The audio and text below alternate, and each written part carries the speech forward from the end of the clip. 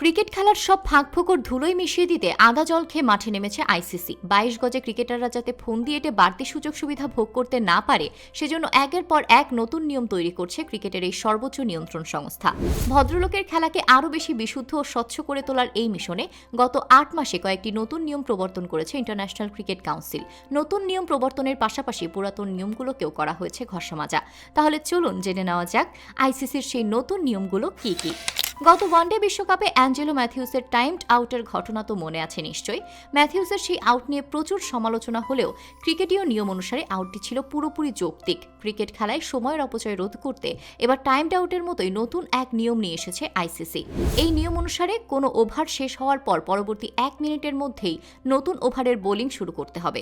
যদি 3 বার এমন হয় যে ফিল্ডিংয়ে থাকা দল 1 মিনিটের মধ্যে নতুন ওভার শুরু করতে পারেনি, তাহলে তারা শাস্তি পাবে। সেক্ষেত্রে ব্যাটিংয়ে থাকা দল উপহার হিসেবে অতিরিক্ত 5 রান পেয়ে যাবে।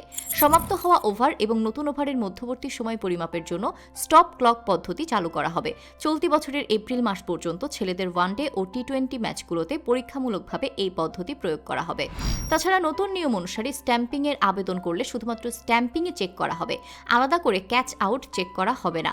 22 গজে প্রায়শই দেখা যায় যে উইকেট রক্ষকরা অযাচিত স্ট্যাম্পিং করার পর কট বিহাইন্ড হয়েছে কিনা সেটিও চেক করে নিচ্ছে, যা এক ঢিলে 2 পাখি শিকার করার মতো ব্যাপার। তবে নতুন নিয়ম অনুসারে এই সুযোগ আর থাকছে না। এখন থেকে স্ট্যাম্পিংয়ের জন্য আবেদন করা হলে থার্ড আম্পায়ার শুধুমাত্র সাইড অন ক্যামেরায় স্ট্যাম্পিং চেক করবে।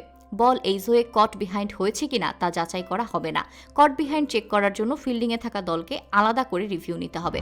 সফট সিগন্যালের ক্ষেত্রেও চালু হয়েছে নতুন বিধান। এখন থেকে কোনো ডিসিশনের ক্ষেত্রে মাঠে থাকা আম্পায়ারদের আর সফট সিগন্যাল দেওয়া লাগবে না। যে কোনো সিদ্ধান্ত নেওয়ার ক্ষেত্রেই অনফিল্ড আম্পায়াররা সরাসরি যোগাযোগ করতে পারবেন টিভি আম্পায়ারের সঙ্গে। তাছাড়া এখন থেকে ফ্রি হিট বলে ব্যাটাররা ভোগ করবেন বাড়তি সুবিধা। ফ্রি হিট বল সোজা স্ট্যাম্পে আঘাত করার পরেও ব্যাটার যদি দৌড়ে রান নেয় তবে সেই রান বৈধ হিসেবে গণ্য হবে। অর্থাৎ ফ্রি হিট বলে বোল্ড হওয়ার পরেও ব্যাটার দৌড়ে রান নিতে পারবে। আইসিসির নতুন নিয়মে হেলমেট পরা নিয়েও কড়াকড়ি আরোপ করা হয়েছে। এখন থেকে মাঠের খুব ঝুঁকিপূর্ণ স্থানে দাঁড়ালেই মাথায় হেলমেট পরা বাধ্যতামূলক।